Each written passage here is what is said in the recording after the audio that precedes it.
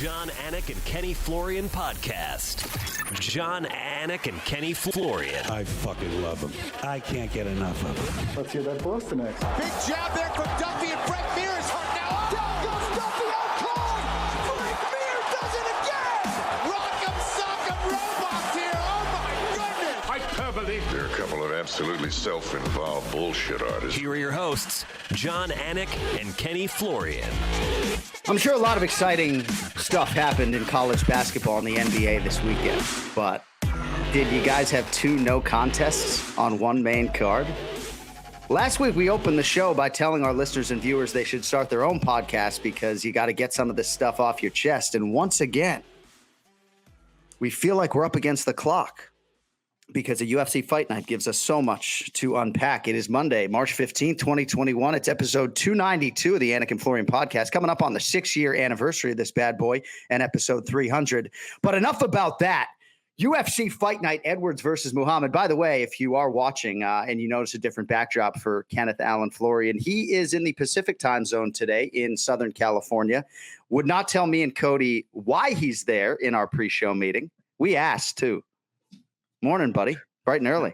Yeah, how you doing, man? I'm good, man. Why are you waking up so early? Weekend? If we knew you were in LA, we wouldn't have done this show at 7:30 a.m. Pacific. Oh, I'm a beast, dude. I'm a You savage. are. I'll get You up are. whenever. If it's for the podcast. You That's just won't cool. fight on a preliminary card, but you do just about anything else. So a lot to get to today. We will recap UFC Fight Night, Edwards versus Muhammad, and we will talk to Longo in about a half an hour. One of his guys won a belt on the regional scene, so it was nice for Ray to have that distraction, given how everything went down with Aljamain Sterling. And Ryan Tracy, one of our longtime listeners representing Travis Matthew, the golf clothing company, will come up in the main event challenge and make picks for UFC Fight Night. Brunson versus Holland, but we begin with headlines, and there are sure as fuck a whole lot of them after UFC Fight Night, Edwards versus Muhammad. Let us start with the main event. Anticlimactic is probably the wrong word, but it goes into the books as a no contest due to an accidental eye poke at 18 seconds of round two. And as many people know, Kenny, Bilal Muhammad has a video podcast on our channel, right? So hopefully people can understand we are coming at this from an objective standpoint, regardless of where we fall on this. As far as I'm concerned, this is really disappointing for Bilal in his first UFC main event. I hope he gets another opportunity to headline in his next fight, even if it's not against Leon Edwards, who was warned once prior before the seminal blow to the eye that ended the fight. Doesn't appear as though there's any permanent damage for Bilal Muhammad, but certainly a disappointing conclusion to the main event. Ken Flo, your thoughts? No question. You know, I was really looking forward to that fight and really interested to see how that was going to go down.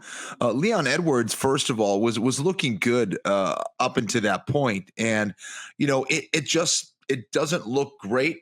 The fact that, you know, he was warned prior to that. I don't think he was trying to poke Bilal in his eye. However, it is a style that a lot of times we get used to, especially using boxing gloves or Thai gloves or whatever it is. You know, you're used to kind of framing on people's head, and it ends up becoming this thing that you get used to doing.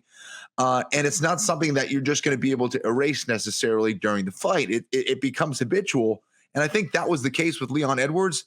It's very unfortunate. It's something he's going to have to change because, again, when it happened, I thought it was more than just eye poke. I thought that Bilal was, you know, maybe missing an eye. I mean, it looked horrible. And Bilal is one of the toughest guys I've seen compete. Yes. And he immediately was in tremendous pain and just kind of writhing in pain on the octagon canvas. And I was really concerned. And it looked like it went deep into the eye. And thankfully, there's nothing serious. There's no serious damage to the eye. But man, that was awful. It was awful for Bilal, who had, you know, made a quick turnaround to compete against Leon Edwards in this big main event, and Leon Edwards as well, who was away for a long time.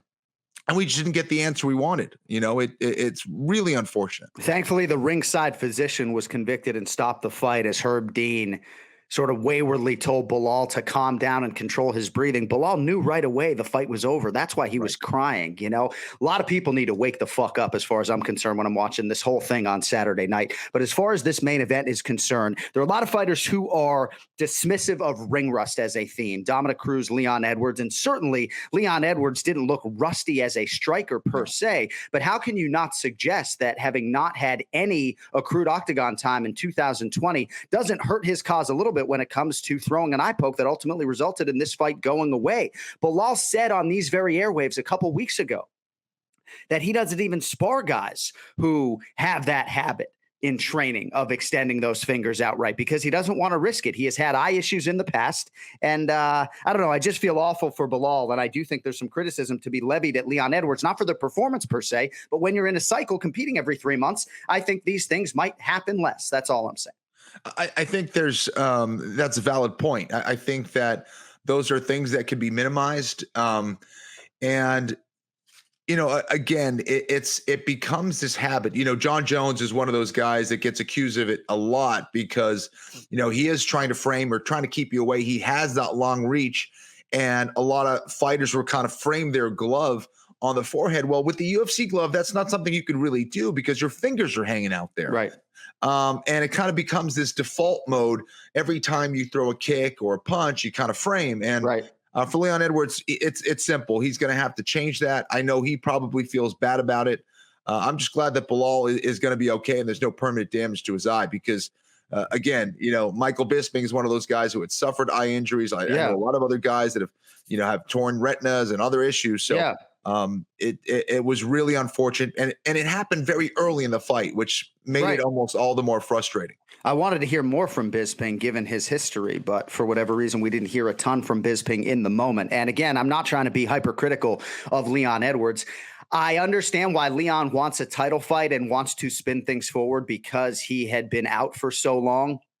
But I do think if you are to be sincere in your apology, you kind of got to give Bilal a rematch. And maybe they can headline these guys on a UFC Fight Night in the not too distant future. Again, I have respect to Leon Edwards with the number 3 next to his name. But given the nature of this foul, regardless of what was happening in the fight up until that point, you know, I do believe it would only be right for these guys to run it back. I hear a lot of people now suggesting other matchups for Bilal, Sean Brady, and otherwise. I would hate to see this opportunity for Bilal against a top 5 guy just go away because of a foul like this. As far as accidental fouls versus intentional fouls, Ken Flo, we had an instance on the main card to begin things, Eric Anders against Darren Stewart, and we will finish up on Leon and Bilal in a second, but that fight went into the books as a no contest due to an illegal knee. That knee was deemed to be unintentional, whereas Petr Yan's 2 weeks prior was deemed to be intentional.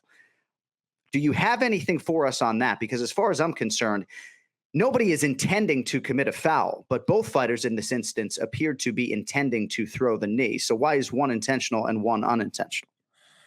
Yeah, I mean, listen, both are throwing the knee, you know, and for Eric Anders, he didn't get warned by the referee, right? It wasn't that thing prior to it happening.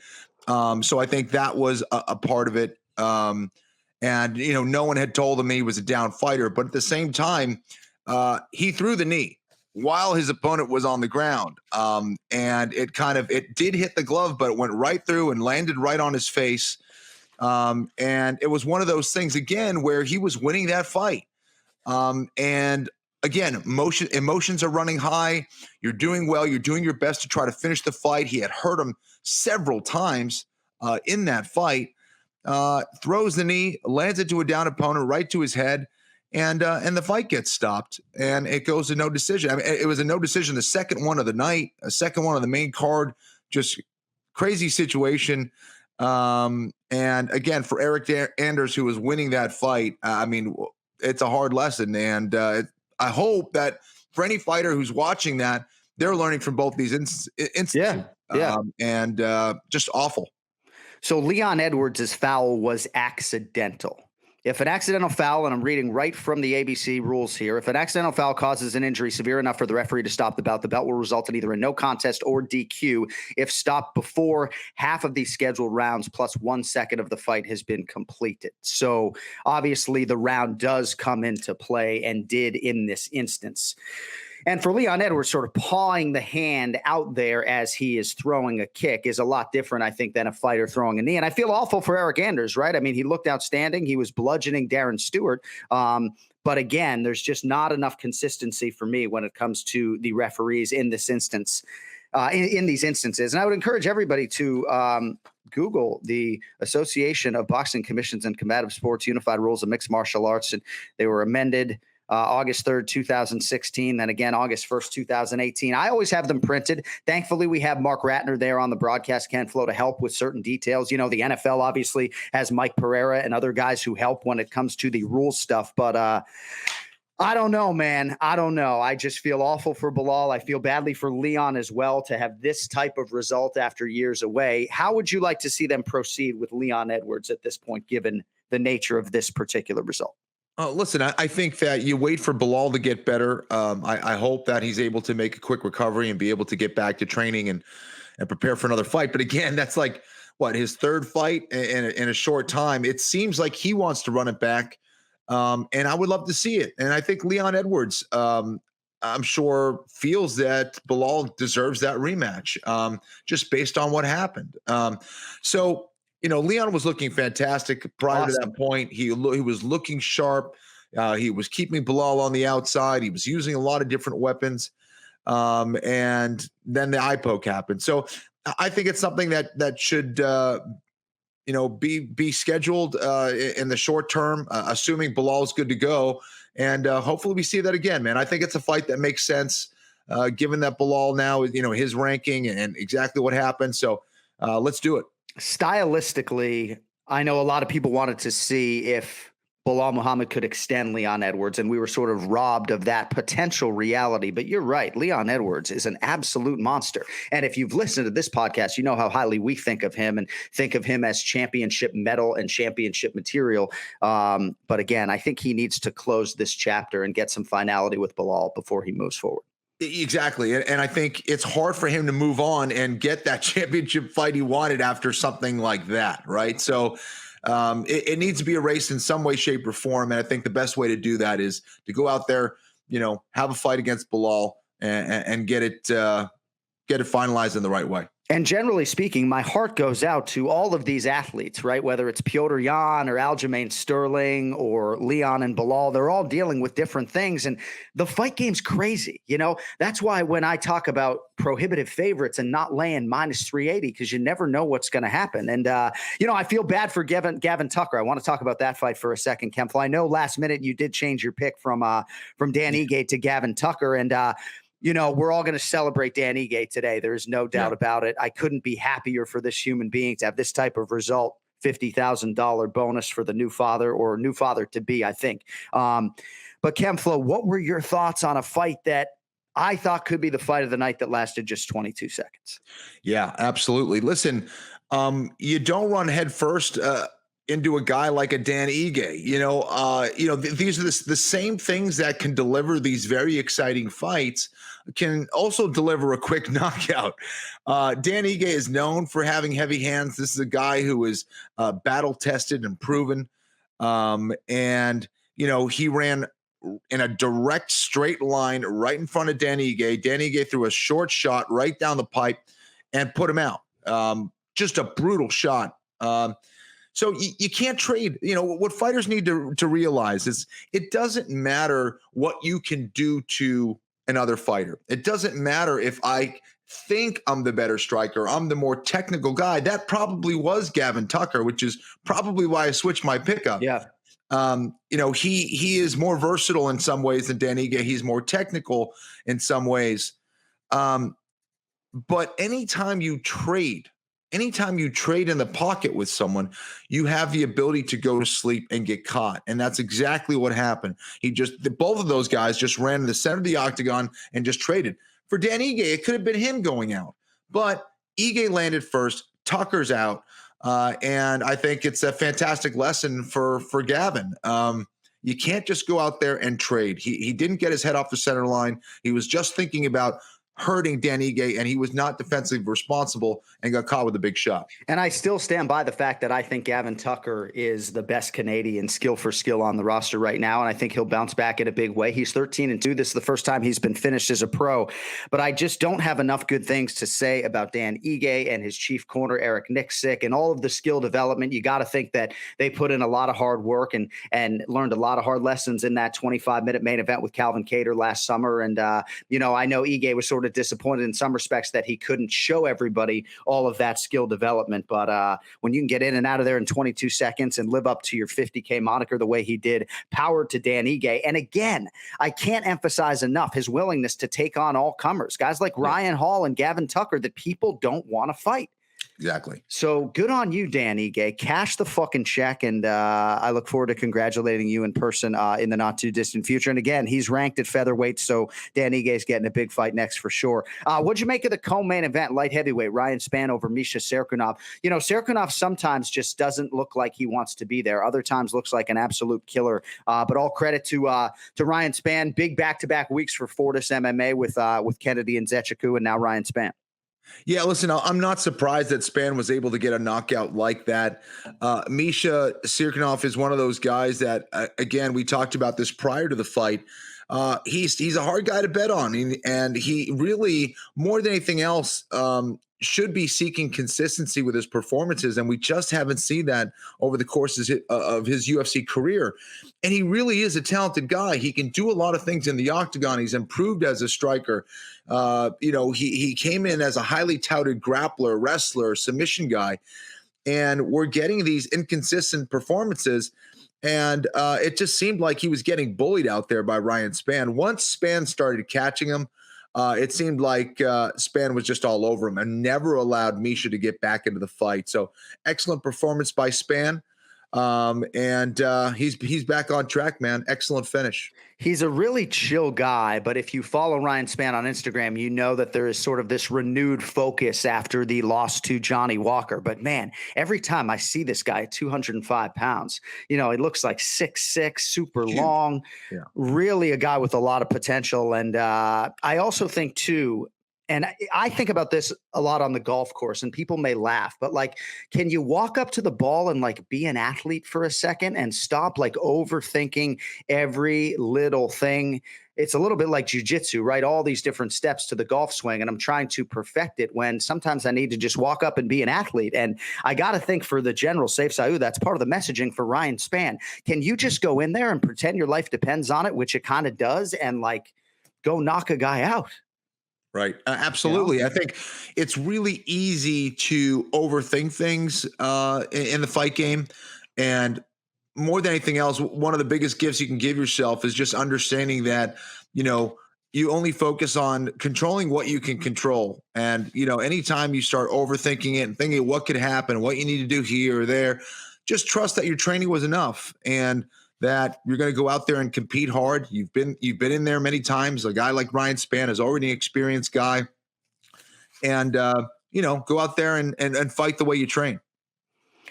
Another main card result at flyweight: Mateus Nicolau over Manel Kopp, split decision. I know Kopp was very surprised. Seemed like the commentators were, but maybe to a lesser degree.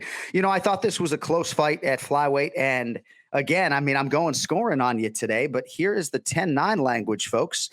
A round is to be scored as a 10-9 round when a contestant wins by a close margin, where the winning fighter lands the better strikes or utilizes effective grappling during the round. So I thought there were 3 10-9 rounds, Kenny. I thought this was a close fight, and I don't know that either fighter should be too upset about the result. What'd you think of this one at flyweight?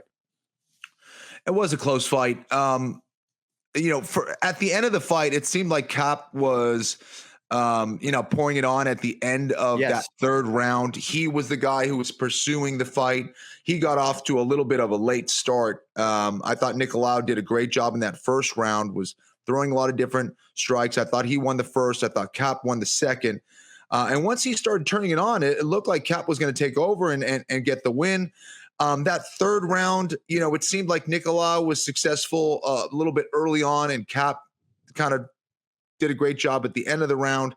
I thought Kopp was going to get the win, but certainly a close fight. And it's not one of those things where you could say, oh, that was a robbery. It was close. I was kind of surprised. Here's the 10-8 language. A round is to be scored as a 10-8 round when a contestant wins the round by a large margin by impact, dominance, and duration of striking or grappling in a round. So it seems to me what a lot of us view as a clear 10-9. He beat that guy by a considerable margin. That's a 10-9 for the red corner. Right. It's actually supposed to be a 10-8, Right. But again, this is why I constantly am reminding myself of this language so I can try to be an effective conduit to the fans and communicator. But it's confusing. There's a lot of different layers to it, but congrats to Mateus Nicolau. I remember sitting down with him when he was 21, 22 years old, talking about UFC championship aspirations. He's got a lot of skills and had to lean on the heart and the mental toughness late. And Manel Cap, again, this is a tough one for him, right? Back-to-back UFC losses now, but again, a fighter that I think very highly of as well. And then lastly, Davey Grant, right? I mean, you gotta love this guy. Jonathan Martinez was a pretty big favorite. Factory X has a lot of talented young strikers, Ken Flo, but Davey Grant found the button, didn't miss. And, he's willing to walk through fire to get it done as usual. I love Davey Grant. Really happy for that guy. He's one of the nicest dudes in the sport. I mean, very likable.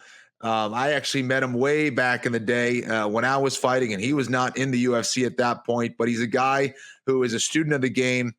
And man, has he improved his striking or what? I mean, he looked great out there. That was definitely the best I've seen him. And really had to battle back. He got hit with some big shots and was able to hang in there and show that toughness and got an awesome win, man. That knockout was absolutely brutal, man. He's a killer. So great. And you're right to sum him up as one of the game's true good guys. And we also congratulate Matthew Semmelsberger, a 16-second knockout over Jason Witt, $50,000 bonus for him. And you got to think that is life-changing for the former football player there. All right. Last thing on Bilal and Leon Edwards. And again, I just feel so awful for the way this ended. Thankfully, no long-term damage seemingly for Bilal. Remember the name Muhammad. Do you remember the worst eye poke that you absorbed either in training or in an actual fight? And I hope for the sake of the dude who got you in training that there was like an exit door pretty close by. You don't want to be on Ken Flo's bad side. My wife will often say, oh, it's good that you're on that person's good side. 6 years doing this podcast, I'm still on Ken Flo's good side, but it seemed like you shake your head as if to say, thankfully, you don't remember getting completely fucking torched in the eye. Yeah, I've been lucky, man. I haven't taken an eye poke that was that bad, thankfully, in a fight or in training. Wow. I mean, a little bit. I remember with BJ Penn a little bit. There was like kind of a thumb a little bit when he was kind of trying to uppercut me. I took a thumb to the eye when I had him on a single leg, but not horrible, thankfully. I remember taking a big shot to the nuts when I was sparring. I usually wore my tie cup, my metal cup. I forgot it. I was like, I'll just wear this plastic cup. What can go wrong? Yeah. And I took the worst knee ever. And my training night was pretty much done after that. I remember you talking about that steel tie cup on MMA Live in 2008. Yeah. Also, congratulations go out to Angela Hill, of course, 30-27 times 3 over Ashley Yoder. See, I even think in that fight, there was a round that was dominant enough that might have warranted a 10-8. But I fucking digress. Ray Longo's on hold. Let us get to the Ray Longo Minute. It's now time for the Ray Longo Minute. I want you to punch a hole in his fucking chest. That's what I want. The Ray Longo Minute. Starring Ray Longo. The John, Anik, and Kenny Florian podcast. It's taking that hair a long time to grow back. If you want to grow it back to your shoulders, it's going to take a while. Yeah. Is that the way you're starting the show out? Anything else, or we're going to let you go? I got to go. I got to call you back. Yeah, we should just cut it on that. His hair takes a long time. I think it's growing fast. This was a short hair. Our good friend Bilal, remember the name Muhammad, finally gets his first UFC main event, which should not be lost on anybody, how important that is for a fighter, the poster and everything else. And granted, there were extenuating circumstances that resulted in him getting this main event. His head coach, Lewis Taylor, his dear friend, was not in his corner because of COVID-19, which is a whole nother variable that we didn't get into. But 18 seconds into round 2, second eye poke of the fight from Leon Edwards, and this one ends things via no contest. What'd you think of the main event, my man? I mean, first off, if you're watching that fight and your heart doesn't break for Bilal Muhammad, there's something wrong with you, man. It's horrible. I mean, I was talking to somebody, and even just his reaction could crush you. You know what I mean? Because that was real. You're right.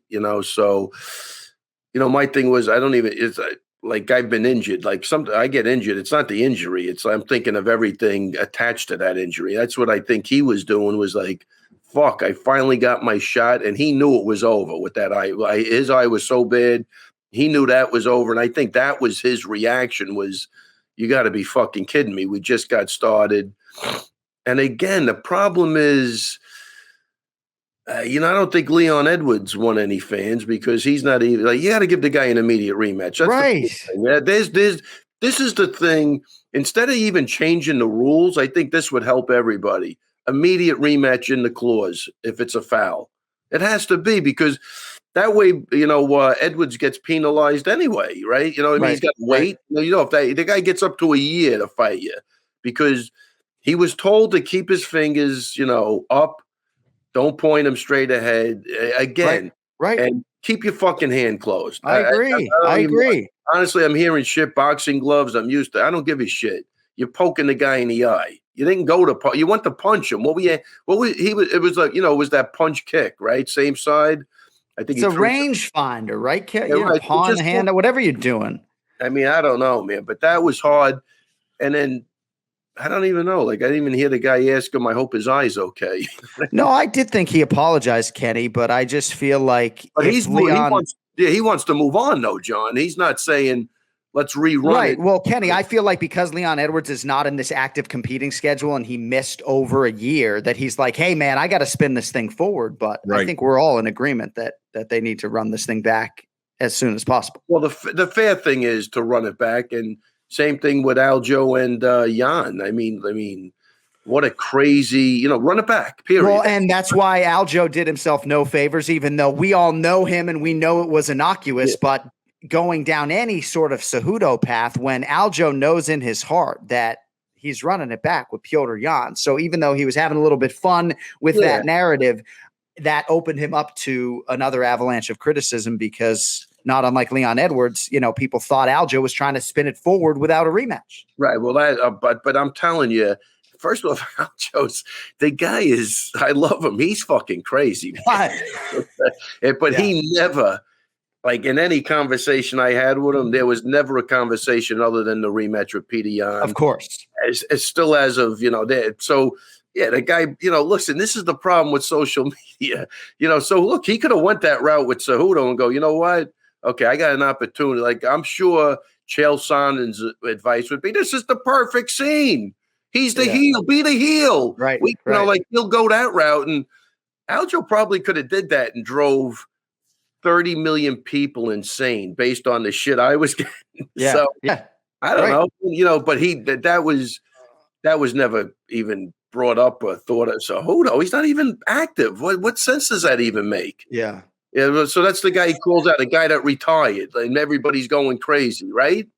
What is that? Right. No, you're right, man. Social media is. But he was. But you're right, though. So that did him no. Obviously, it did him no harm, or it really helped him because he just added another million pay-per-view buys. I don't know. Well, right. Then there's that. No, I know it's social media is such an inconvenient truth. I mean, I'm just outside trying to smoke a joint this weekend. I come back to 35 tweets saying, "Hey, you need to learn the rules." It's like, bitch, I ain't even fucking working right now. Okay, I'm home. The rules to what? How to light a joint up? What rules are we? Yeah, right. I could have used a little help with that, but no. Were you in your neighbor's backyard? Is that the rules he's talking about? Yeah, we're talking about like illegal knees and stuff because we were talking about Eric Anders. I wasn't watching that fight live, so I didn't understand what people were talking about in terms of that illegal knee. Did you see that, by the way, Eric Anders and Darren Stewart?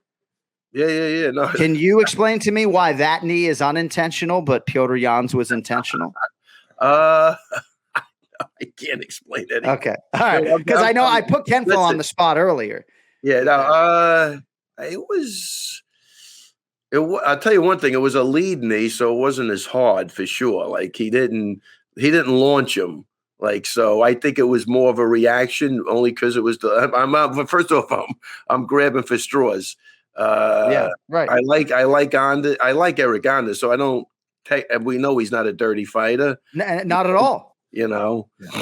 But I don't know. No, I love Eric Anders. He was in the best shape of his life. I'm excited to see this Eric Anders version 2.0. And look what he was doing as a plus 160 underdog. He looked good against Darren Stewart. But he intended to throw the knee, period. He intended to throw it. Yeah, and I think he man, I'm really flip-flopping. I think his only defense, Kenny, is to say he was aiming for his hand and his hand was covering his head. There you go. Exactly. That's where I'm at. The old hand strike with the knee. Exactly. Listen, guys, I've been saying this for years. It's a fucking kangaroo court. If you think it isn't, you know, with all of the things that have definitely you're out of your mind, you know. Yeah. And we could always go to the resident expert. What did McCarthy say about that? Anybody hear anything on that? I did not. Did not. I'm sure he's got an answer. But again, the inconsistencies. He saw a lot of eye injuries. He thought Bilal Muhammad was faking it. He should have. Well, I mean, it's like it's unbelievable. That's a joke, obviously, because I know I'll be getting attacked later. But no, the inconsistencies, the indecision. You know, I want a referee to come down and look at Bilal Muhammad and to have the conviction and the balls to just call the fight right then and there. Thankfully, the doctor came in and was like, yeah, this thing's over. But there seems to be this sensitivity, whether it's the main event or a title's on the line or whatever. There are a lot of referees and doctors that aren't thinking about anything but fighter safety. And they go in and they make the right decision right away. Yeah, look, you want to get the job done right. First off, the ref, I think, should be taken completely out because the refs are more driven by popular demand, right? Yes. Nobody wants to look like a big guy. Doctors don't give a fuck, man. I agree. They'll stop that fucking fight. They're always going to err on the side of caution. I'm going to tell you, if a doctor tells you could continue, I'm going to say you could continue. You know, you can continue because they're never going to do that. You know, they're always going to stop that fight. They have to play it safe. Whereas the refs, they don't want to look bad. The fans are who knows if that's the case, but they're subject more to that than the doctors are. So I would take the refs completely out of it because what happens after a while, and if you listen to these guys, they think they are doctors. I've seen that, you know, that makes them better than the doctors. I mean, I also think there's that fear that they don't want to, you know, be the guy that stopped the fight, and now the UFC is kind of angry at them when their primary concern is for the fighter. And it's like, you ask Bilal if he can see, and Bilal says he can't see anything out of that eye, or if a fighter says I'm seeing double, or you know, I'm in tremendous pain. It feels like my eye dropped out, and they're like, I'm going to give him another 10 seconds to see if he exactly calms down. It feels better. You're like, dude, it's not happening. Okay. It's not going to happen that day or probably the next day. The fight's done. If a fighter says they can't see out of that eye, it's done. He's not fighting with one eye. Kenny, I'm going to make it's even worse. And if I'm wrong on this, attack me. I mean, I guess I'm used to that at this point, but so when Vellante was in Jersey, right? He gets poked in the eye. So this let me tell you, think of this logic. Vellante gets poked in the eye, right? The ref at the time goes, can you see? Vellante goes, no. They stop the fight. So, right, which is good. So, but Vellante could have continued. He's just saying, I just got poked in the eye. Right. So the logic is, this is what they change. As the ref, and I might be wrong on this, but so they tell the refs from now on, you don't ask the guy if he could see, because of course he can't see. So this is how concerned they are with you. Don't ask him if he could see. Right. Just ask him how he feels, and then we bring the doctor in and let him look at it because nobody gives a fuck. Right? You can't see. You just got a thumb in the fucking eye. Right. No matter what, who could see? What we should do is just before fighters get out there. And whatever it is, we poke him in the eye. We do the old, the Three Stooges eye poke. Right. And then we hit him over the head with a baseball bat, and we just have him fight. It's because we don't give a shit about the fighters. Yeah. Well, I mean, so that's it. So we don't, from now on, guys, don't ask the guy if he could see because we're obligated to stop the fight. God forbid. We're obligated to stop the fight. Well, and I said it last week. I mean, and this shit, they'll just, I don't know. I find it insane, but and I said last week they opened Aljamain Sterling up to unnecessary criticism because there was all this time that expired. And I know largely you like the way I think it was Mark Smith handled that situation, but there were 4 minutes that elapsed in my mind that the fight should have been stopped prior. And again, I'm reading right from the rules here, Ray, intentional fouls. If an intentional foul causes an injury and the bout is allowed to continue, the referee shall notify the authorities and deduct 2 points from the fighter who caused the foul. And then, of course, Petr Yan probably would have just, finished things from there, and the 2 points wouldn't have mattered. But it would have been 2 points. We did suggest that on broadcast. Not one, would have been 2. Yeah. 2 points would okay, but what if the guy can't continue though? Well, that's the point. Is that right? You stop the fight then and there. Right. No, they did the right thing in that instance. My point with Mark Smith, because I don't know what honestly what the correct. You got to follow whatever protocol they have or whatever the rules are. My point was he showed a lot of compassion. That was what my thing. He was concerned. Great referee, great human being. And I'm going on that. I'll go with, there's no right way to do wrong and there's no wrong way to do right. That guy felt for Aljo. He was compassionate. Whether he took an extra 2 or 3 minutes, I think based on what I saw after the fight, he took those 2 or 3 minutes with Aljo's best interest in I think it was right and wrong. That's all I'm saying. I thought the guy that's what I saw. Not an arrogant guy. It's my way or the highway, or 100% agree. That's what I'm saying. That's the difference. That's all. I guess I just see him sort of writhing in pain. The bout can't continue. Is Aljo miraculously in 2 minutes going to say, you know what? I'm starting to gain some clarity. Let me get back to my feet and say, I don't know. I just felt like it was an eventuality. So yeah, my point, even with the faking, no matter what, everybody's agreeing it was a hard knee. I don't think anybody disagrees with that. Yeah. So obviously you're compromised. You have to be. That's, a fight-ending blow in a normal situation, right? Yeah. So where do we get to the faking part, though? That's what I don't even care. He should fake. Who gives a shit? Well, right. What are you talking about? The guy just had his head blasted off. Like, you want to say he was faking? Faking what? The degree of how bad he was hurt? When nobody's turning to the other guy and going, what the fuck would possess you to knee a guy like that? You know what I mean? That's what people need to kind of realize is I think kind of the best way to think about it is thinking in terms of what is intentional. It's almost like if I'm going in to hit someone and I kind of skim my head off of somebody and we collide heads, that's an unintentional headbutt. Yeah. But if I make the motion with my head to purposely headbutt another dude, that's an intentional headbutt. If I purposely am trying to knee someone, that's an intentional knee. I meant to knee. It hit the guy's head. That's an intentional knee. And it's unfortunate, but I don't know. It's crazy. I think a lot of fighters hopefully are learning from this. So the only way Aljo could have won in that situation is if he would have had bleeding on the brain and he was in a fucking coma. I don't know. That's it. Oh yeah, I guess that means, I've seen guys, look, I've seen a million concussions myself. You know what I mean? And there's different, I guess there is, you're going to go to the hospital. They're going to release you 99%. Yes. It's very rare that, you have blood on the brain. If that happens, we got a totally different situation. So to even say, he was released from the hospital and he's fine. Yeah, everybody is. So true. I've been to the hospital 3 times with concussions. Twice I was scanned and released. Yeah. And then one time they actually let me go without even doing any sort of scan. So. Right. So, I mean, that's the point. Like, of course you're okay. Like, it's a precaution.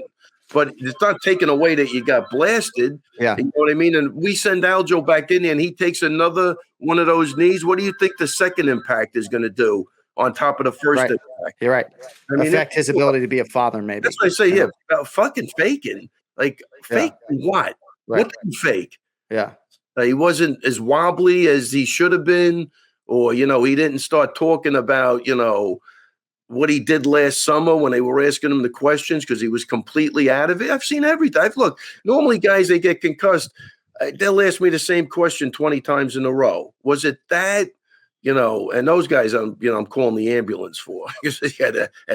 Again, I've seen a million things. I saw a guy get dropped in the gym, right? Big guy.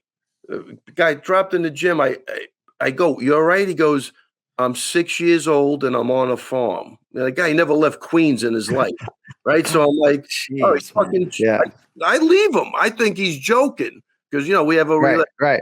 And then luckily there was a doctor. She goes, the guy's not kidding. Yeah. He's out. So we have to drive him home. Right. Read him the concussion protocol to his wife. Guy never even went to the hospital. Yeah. He was okay. Right.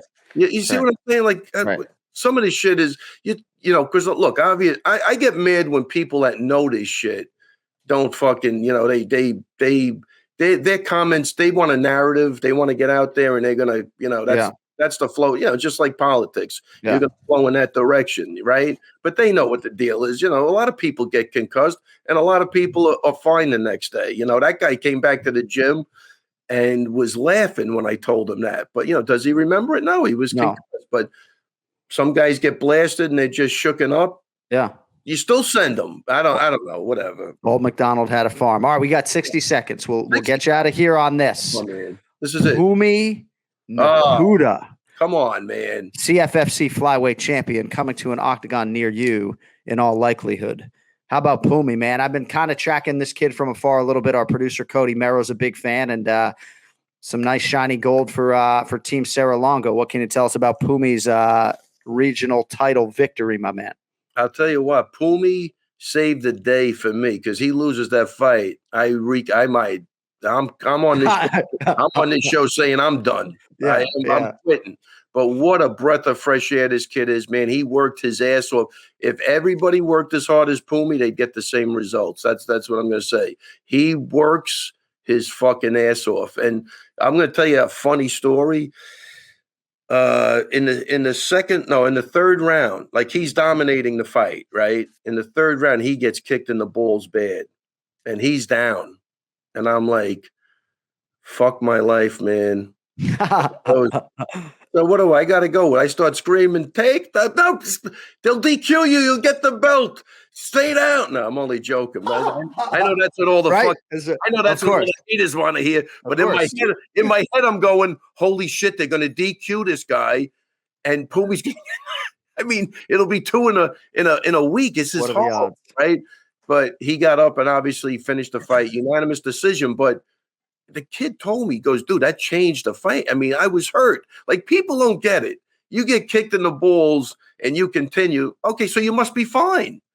Some guys are going to go through it, but you're not the same guy you were before that kick in the balls. Yeah. Right?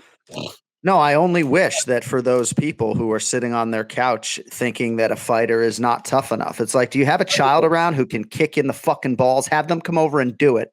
And see if you can then fight another man for another 10 minutes if need be. And then, John, we're all evolving, right? With all the info we have on CTE. Look, man, I come from a place where you got dropped in the gym, you're sparring the next day. Or you, at that time, you're out of the gym because that's what everybody's looking for. How tough are you? Can you? But now it's that mentality, like a lot of stuff that we change. That's just not the mentality. Aljo's not going to do nothing for a minimum of a month. You know what I mean? Right. So, obviously the UFC wants to run that fight back as quick as possible, but what does that mean? No, of course. Hey, thanks for your time. As always, we're coming up on the 6-year anniversary of the Anik and Florian podcast. I don't know if we have anything planned, but you were with us for the first episode, the first week of April 2015. Yeah, Ray. Still going strong, Raymond. Still going strong. Let's go. We got to be doing something right, no? I think we're doing a few things right. I know Ken Flo's upset because I did a deep dive into the rule book today, but it is what it is. I can only wish that the hatred I've received in the last week never happens to anybody. It's all love here. I mean, it was all balanced out by the love you get on the podcast, right? What a rough week this was, I tell you. If I could get by this, I'll be good to go. Hey, another 10 years of hitting mitts, and that initiative begins in earnest here in 15 minutes. So have a good private, and we'll talk to you next Monday, if not sooner, my brother. All right, guys, and please send my my love to Bilal, man. I hope his eyes all right, and I hope if the world is right, he gets an immediate rematch with that guy. Yeah, with you. We will. Thank you, Ray. So, man, I'll talk to you. And you can catch Bilal Muhammad. Remember the show My twin brother, Jason Anik, co-hosts every Thursday around 8:30 p.m. Eastern on this very channel, and they will be back Thursday, and we'll see if Bilal goes eye patch for the game show this week. But remember the show live this Thursday night right here on the Anik and Florian Podcast YouTube channel. All right, UFC Fight Night, Brunson versus Holland, live this Saturday. Let us get to the main event challenge. It's the main event challenge. Anik. The time is most definitely now.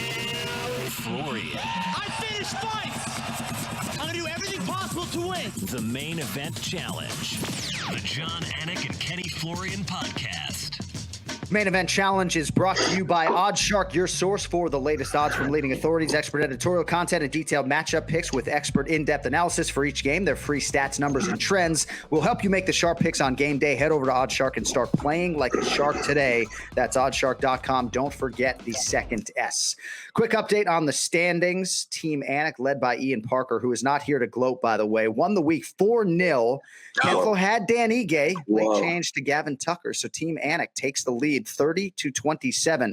And with us to make picks today, my man, good friend of the program, longtime listener, massive UFC fan. So my expectations are high for this man. If you know the golf and clothing company, Travis Matthew, this man works very hard for them. He is Ryan Tracy, and he is with us. Good morning, my man. It's great to see you. Thank you, my friend. It's a pleasure to be on the show. Like I've been telling my wife about 1,000 times last couple of weeks. This is like an honor and privilege of the highest order. Anik, I think you're the best in the business. Told you that numerous times. You know, I'm a big fan of all sports, but I think with the UFC and ESPN and just the general, my last 2 or 3 years, all my fandom has gone really to here. And I think when it comes to a host who's got it all, you've been the best, man. And Kenny, you're a legend, dude. I mean, I was saying to my wife, at least John's a fan and a journalist. And I feel like I can relate a little bit. Yeah. Like, I don't deserve, like, I bow, man. I don't deserve fights with the great Kenny Florian, dude. Not only what you've done in the octagon, but around the game and all of the teaching you've done, all the material and what have you. You're my competition this week, so I hope you have a shit week. Obviously, I hope you lose here, but thanks, Ryan. Thanks for having me on. It's a pleasure. Ryan, you're the man, and I know you're much younger than we are. So, like, Kenny retired October of 2011. He actually retired December of 2011, but his last fight was against Jose Aldo, October of 2011. When would you say you became the avid diehard fan that you are now? Like, were you watching him fight Jose Aldo in 2011? Probably not. No, I caught up on it, though, over the last couple of weeks. Yeah. So I've been digging back in the books. But, you know, what's funny is, you know, my grandmother's 94, and this week I was over with her, going through her stuff. We're going through, she's kind of getting things out, and her and I were laughing because I was telling her that she had no idea what I was talking about, of course. But I'm jumping on the podcast, and we rented UFC like 1 back from Blockbuster when I stayed with her when I was like however old, 6, 7 or whatever, and watched it where he had no gloves, and the one guy was like 300 pounds and the other guy had no gloves, right? And he got on top of him. And we were laughing about that to where the sport is now. Sometimes ESPN, how huge it was. And she's like, yeah, I watched the Fight Night the other night. She didn't say that, but you know, right. It's amazing. Yeah. So I've always been a fan, but really it's been since I had last 3 or 4 years. I think the whole trajectory with ESPN and the storylines, how much coverage there is, and just around the game, you guys and so many great podcasts to watch during the week while I'm working. I can listen to stuff. And, right. But I've the last couple of weeks went back and watched all the Ken Flo memories, man. And and Kenny, I was thinking the only, BJ was coming off of that loss to GSP, right? When he fought you. Yeah. I mean, that's like the most dangerous BJ Penn in the world's history, right? Like who would want to face coming down a weight class, right? And I mean, and that's the only guy who's ever submitted you, I think, ever. Yeah. So hey, listen, man. Funny you say that. It's so funny you say that, RT, because, dude, he fought the fucking best version of BJ. Like, why did Ken Flo have to fight the BJ that was in the shape of his life? Like, couldn't he have fought like lazy, soft BJ? You know, that was Super Saiyan BJ Penn, Ken Flo. So, hey, man, everyone's going to get the bag taken from that guy.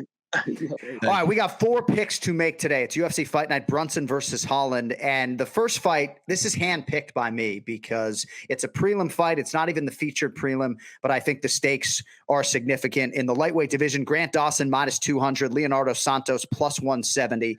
So Ken Flo, I'm going to take you back to June 8th, 2013. You and I called Leo Santos' UFC debut. It was on the equator in Fortaleza, Brazil. To this day, hottest broadcast environment that I have ever been in. And he hasn't lost throughout this entire time. It's incredible, right, Ryan? 13 fight unbeaten streak. He's 7-0-1 in the UFC. So injuries, inactivity have been a part of the story. What are your thoughts on Leo Santos in this spot here against Grant Dawson? Leo Santos, what a story. Like you're saying, someone's got to contact his management. Either he wants to fight once a year or once every couple of years, and just hang out in Brazil and come back. Because I know he trains, right? And he's also a cornerman. He's been corner before. But if you look at his record, it's like, why is this guy not fighting for a belt or contending in the title, picture as far as his name? Hasn't lost, had one draw, I think, since 2009. Crazy. And if you do like the video research on him, he has a flying armbar on GSP. You guys know that? In the ADCC. So I mean, as far as a guy who's not afraid to go on the ground and compete, he hasn't lost for all these years. I really like him in this fight just because until you see him lose, I know he had a really rough go in the last fight because he took a couple of it was almost a disqualification because he in points because he took 2 low blows. He also took a shot to the head and the knee all in one fight. But Grant Dawson, man, I'm a Grant Dawson fan, and I think him bumping up a weight class here, right, is a super smart move for him. He's had weight on the last fight issues. I know you had a couple different things, but he's also in the corner, works with Kraus. I think that guys who have a chip on their shoulder are dangerous. And he's coming up a weight class and wants to prove himself. It's a very good fight. I'm glad you called it out. I wasn't prepping for it immediately. I feel like Leo Santos should really win this fight as far as you're looking at history. But I'm going to pick Grant Dawson to come in and really take it. I don't know where, but I think that he's going to come in and be really excited about being in the weight class and have something to prove. And it's going to be a tough night out, though. 16-1 overall for Grant Dawson. Ken Flo, he's 4-0 in the UFC, 2-1 favorite here. He's won 7 in a row. Hopefully he's up 155 pounds for good. We gave him our rookie of the year, or at least I did on this show, Kenny, in 2019. Chips to the center of the table on Grant Dawson, and I think now he has found the right weight class. But Leo Santos obviously has a lot of different skills. You don't necessarily know which version you're going to get because of some of the inactivity. What do you make of this one kid at 155 pounds? This is an interesting fight. I think Grant Dawson has some of the best takedowns I've seen in a long time. Really puts it together very well. I see his biggest weakness being on the feet. I don't think he's the most precise or technical striker, but he is dangerous. And he does a great job of setting up his takedowns. And on the ground, that's where he does his best work in my mind. He has excellent ground and pound, good positioning, excellent setups to his submissions. And really good pressure. I don't think that's the best matchup, though, against someone like a Leonardo Santos, who is a true Brazilian Jiu-Jitsu legend. I mean, the guy has been competing at a very high level in the Jiu-Jitsu world for a long time. He was one of the guys that I looked up to when I was coming up. So been a black belt a long time. He also has improved his striking significantly since we called his first fight back in 2013. I think he has sharp hands. I think he has excellent kicks.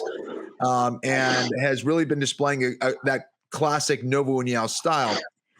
I like him in this fight. I think, he's a little bit older. He's at the end of his career here a little bit. But I do think he matches up well, and I think he gets the win here against Dawson. I don't think it's going to be easy. I do think Dawson is a guy to watch, but I like Santos here.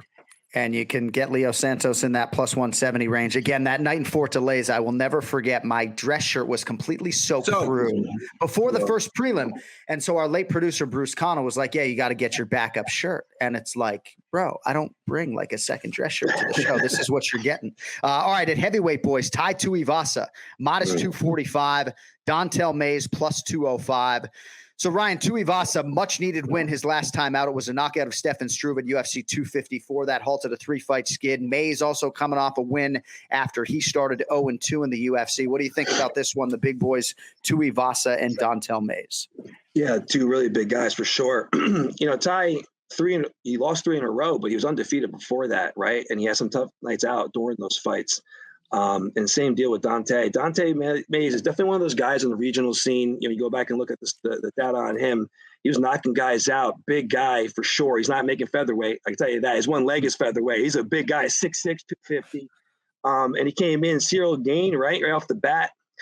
he's not had an easy road. Roque Martinez, I think was his last fight, had a big win.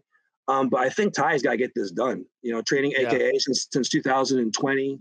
Got a lot of time now with DC. You figure that he's putting the pieces together. He's a real fun character, but I think he's got. I would even call a knockout on this one. I don't have to give a round in victory, but I'm not sure where it happened. But I think he's gonna find it with wrestling and mixing it up. He's gonna find the hands. And Dante Mays is a big guy. He's tough. He needs this win for sure. He needs to come out. He's a tough guy, but I think Ty's got it. Yeah, big opportunity for Dontel Mays, Ken Flo, but Tai Tuivasa is the favorite, and with good reason. Pretty good strength of schedule in the UFC, minus 245 for Tai Tuivasa. No shoeys with the audience after the fact. What do you think, Tuivasa and Mays? Ken Flo, who do you have?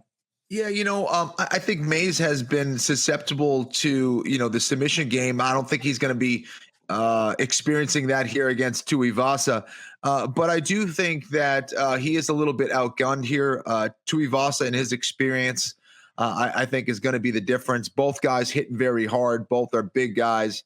But I think Tuivasa is eventually going to find a way to catch Mays and get the win. All right, both guys like Tai Tuivasa. That brings us to the co-main event at 155 pounds. Ken Flo, we will have you lead us off here. Gregor Gillespie, minus 200. Brad Quake Riddell is plus 170. We'll need the round and the method of victory. What a fight. I mean, what a matchup. I really don't know who's going to win. Gillespie is a good friend of mine. He's very calculated. So he's been out, Kenny, since that loss to Kevin Lee. That was all the way back in 2019. You know how hard Gillespie trains. Has a girlfriend now that he's very serious about. I think mentally he's in an outstanding spot.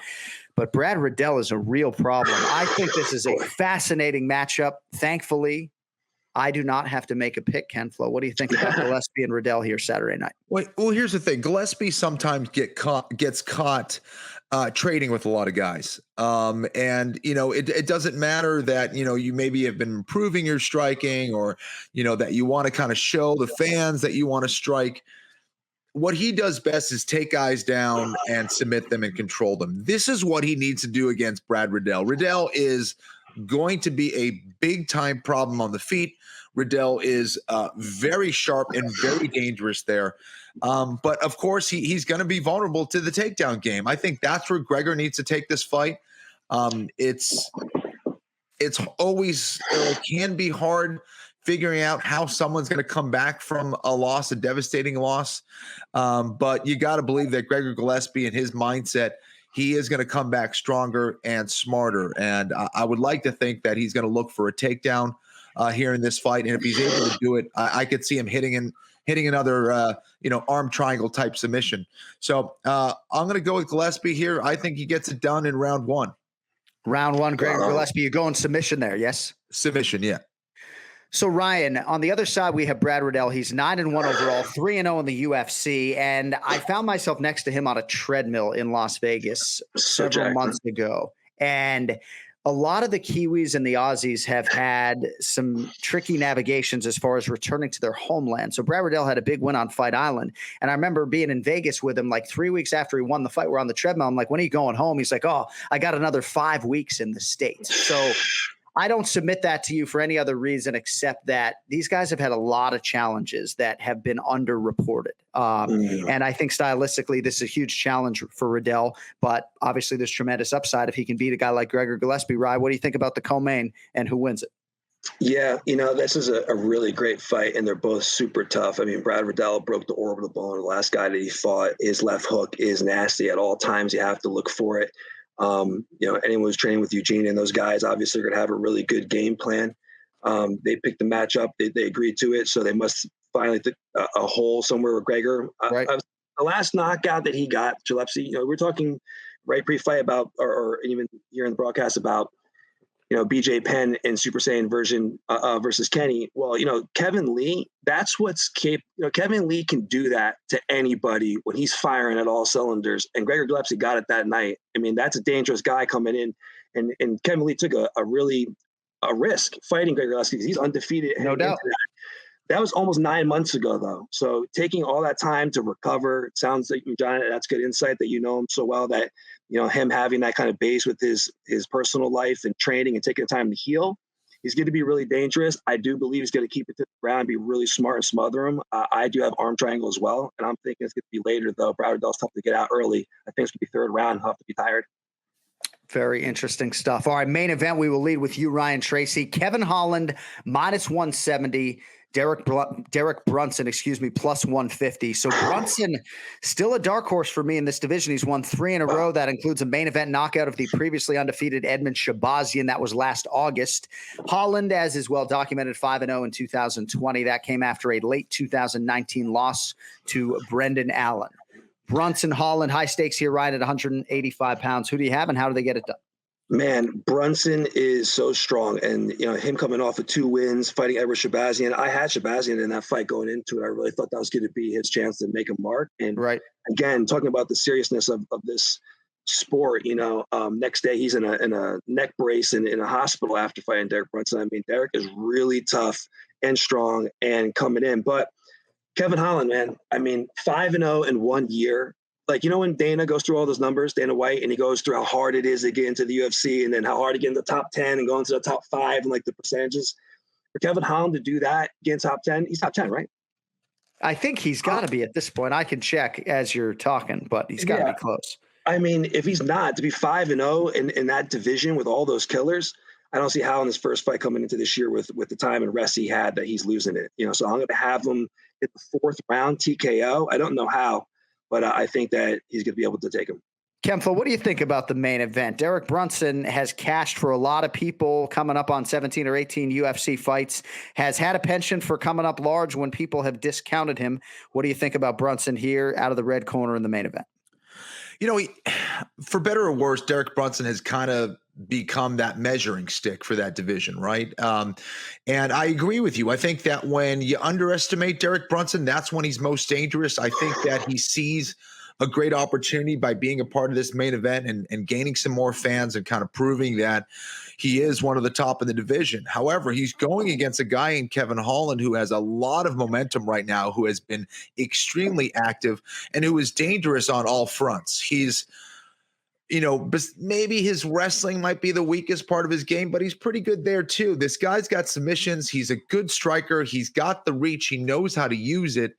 He's great at keeping guys on the outside. And I think he's very aware of his vulnerabilities as well. So I think Kevin's a smart fighter. I like him in this fight. I think he gets it done. I think he wins. I'll go with TKO round 3. I think if he's able to get by a very tough Derek Brunson, I think he's a guy who could maybe be fighting for the belt later this year or next year. Yeah. The middleweight division is not cleaned out with respect to the undisputed champion Israel Adesanya, and certainly whoever emerges this weekend is going to have a lot to say about that. Ryan Tracy from Travis Matthew, if you notice my loud and proud M right here.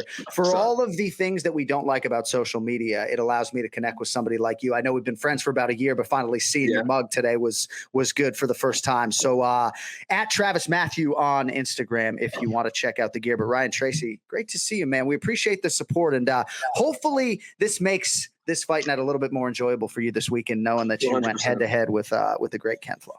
Thank you both so much for the opportunity. Thanks, Kenny. Thanks, Ryan. Ryan Tracy with us for the main event challenge this week. All right, we'll see what happens this weekend. UFC Fight Night, Brunson versus Holland. Will we get a no contest on the main card? Will there be a foul that we're talking about? But I will say, just sort of in putting a bow on things, as far as the scoring and the judging and the officiating, it seems like we end up talking about these things on a almost weekly basis. And it kind of is what it is. And, I try to walk that line where it's still, being honest and critical, but not, being too offensively so. But I am a fan at my core, and I print this and I bring it with me to every show. That doesn't mean I've mastered all of this. So I know there are a lot of people out there that want to levy criticism at broadcasters or people out there. And as someone who wasn't even a part of the show, I'm just saying that we are all trying to learn as best we can and inform and make this sport, as good as it can be. So hopefully today's podcast was an exercise and a step in the right direction. That's all. Absolutely. I mean, listen, and it can get confusing, but that's why you're the best, man. You prepare all the time. And I know you weren't doing it for that reason, but I think that knowing the rules and keeping up with things and being able to educate the fans on what's going on is super important. And it can get confusing for the fighters as well. We kind of focus so much on just training and fighting and on that end of things. And I think that's why you get situations like, let's say, the Petr Yan, where he's looking to his corner and asking whether he should knee him or kick him or not. And it's like, I don't know. It's right. Yeah. Well, and again, in diving in this morning, I found out that it was 2 points definitively and not one if Sterling and Yan was to have continued. It also says here, biting in any form is illegal, Ken Flo. You also can't spit on your opponent. Come on. So, all right, that's going to do it for today. Thanks to Ryan Tracy for stepping up on the main event challenge. We will be back with more selections next week, of course, for UFC 260, Miocic versus Ngannou 2. Thanks to Ray Longo and, of course, our executive producer, Cody Merrow, truly the lifeblood of this show. Don't forget, merchandise is available at AnikFlorianPodcast.com. Promo code AF10 to get 10% off of your order. Also, Florian15, I think, for 15% off if you're listening. Sorry, Cody. I love you. Also, don't forget Ken Flo's YouTube channel for guys like me that want to just dive into jiu-jitsu 24/7, 365. We will talk to you next Monday, if not sooner. Until then, for Ken Flo, I'm John Anik. Don't text and drive. And again, if you want to put your mask above your nose, we can actually go wheels up. Otherwise, you're going to have to deboard the jet plane. I got to get out of here. Yo, later. Thanks for listening. Thanks for watching. We'll talk to you next week.